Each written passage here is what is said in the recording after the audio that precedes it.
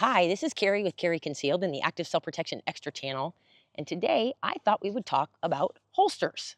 Mr. Target is the sponsor of today's video. If you're looking for excellently engineered steel targets that will withstand thousands and thousands of pistol, rifle, or shotgun rounds, Mr. Target is my go-to resource. They've got self-sealing rubber targets too, and you can see us use them all the time on the Active Self-Protection Extra YouTube channel. Hit the link in the description to check Mr. Target out, and be sure to thank them for sponsoring today's video.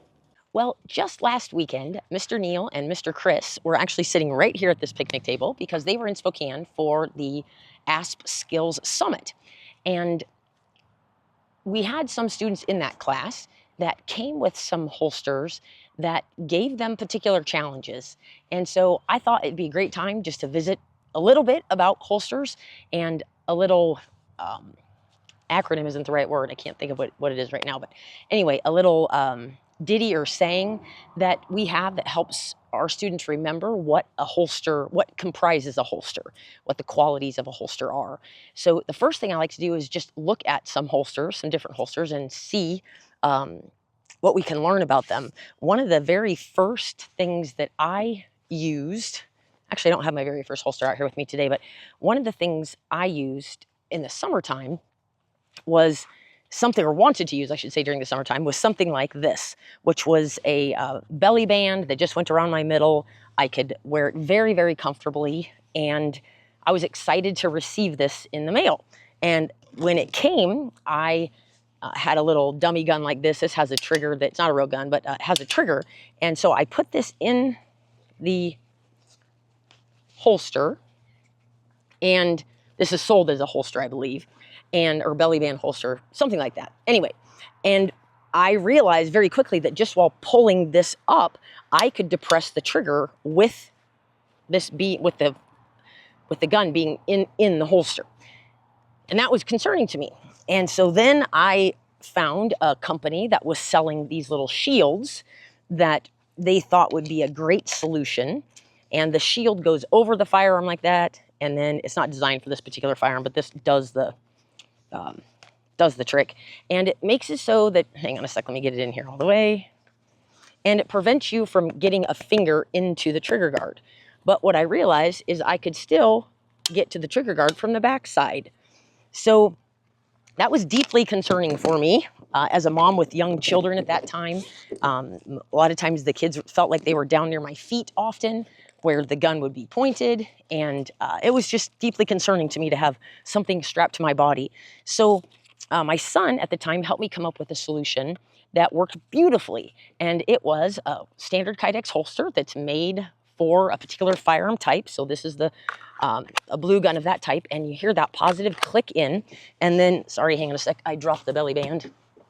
And then he put some Velcro on the back of it so that it would stay inside of this when I went to draw the firearm out of it. And this was sticky enough that it would stick all the way down. So then, I'll get this in here.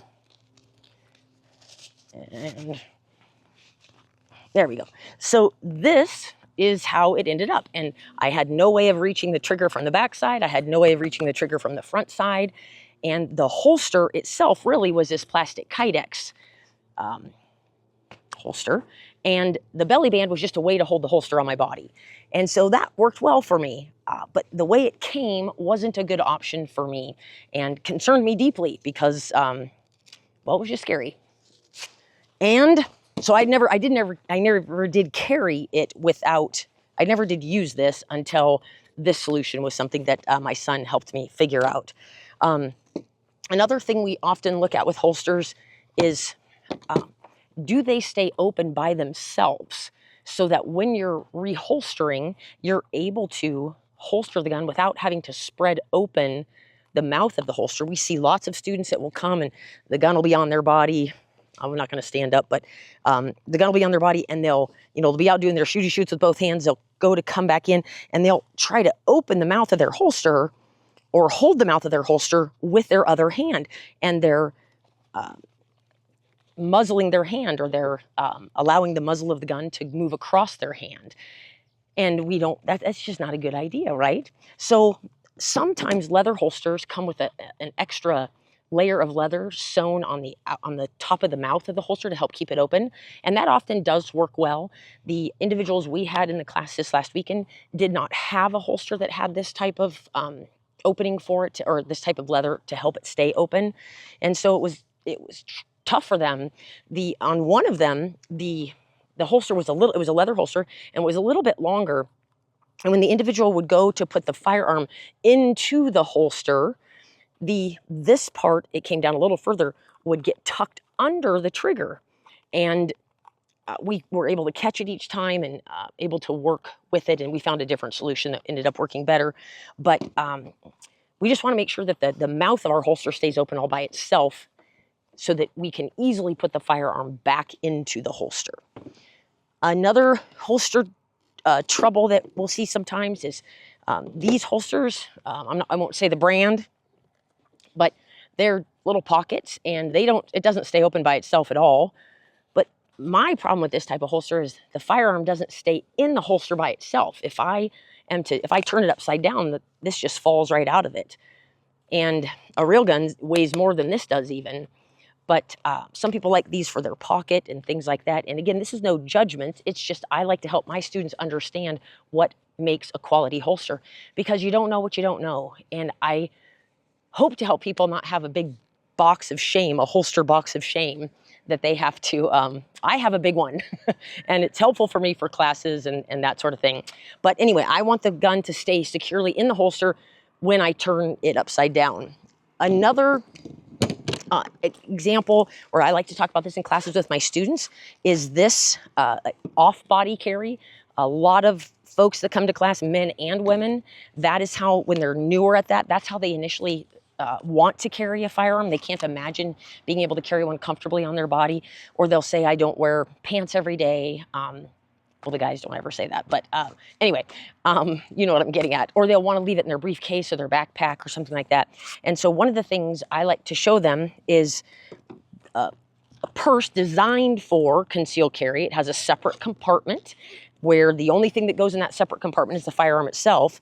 And this is designed for the firearm to slide into the holster, just like that. This holster is repositionable in here, but then it would be like that and you would zip it closed. The problem I have with this is the firearm is able to slide out of that holster without much effort. And so what better option than something like this, an actual rigid Kydex holster, Velcro on the back, sticks into place, and now that's not going to fall out. And you can zip it up nice and securely. I ended up buying this purse because it is the exact purse, not the exact purse, but the same model of purse that a young woman by the name of Miss Veronica was carrying in a Walmart in Hayden, Idaho in December of 2014, when her 2-year-old son was able to access her Smith & Wesson M&P Shield with a mechanical safety lever on it.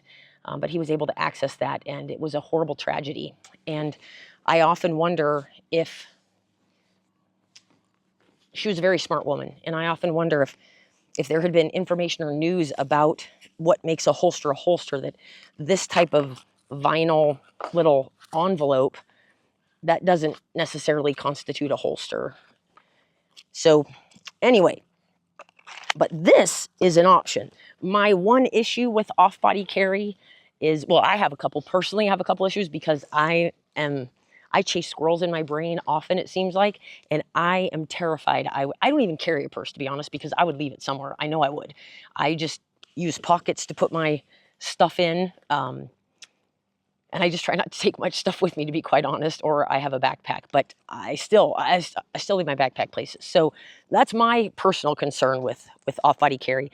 But the other concern is how difficult it is to get a very, even with a lot of practice, to get a rapid draw from off-body carry. Even with lots of practice, there's a off-body carry instructor course that's available out there. I haven't taken it myself. I've talked to folks who have, and I'm not knocking it at all. I think if people are going to advocate this type of carry, it's good for them to take an instructor course, so they're sharing with people. But I think the most important thing is it's helping my students understand how long it actually takes for them to draw from this system. And even with lots of practice, and sometimes the practice can be painful, to be honest, because you have to do enough draws where you're jamming your hand in, pulling out, and then presenting, that your cuticles can get sore from jamming into the purse. There's ways to minimize that. I understand that.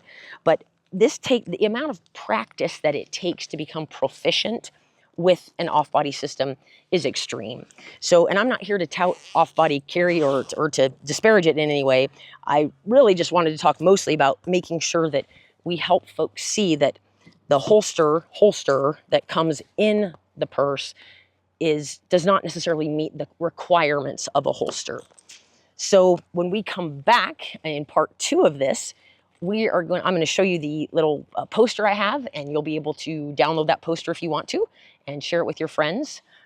And we'll do that in part 2. So we'll see you next week.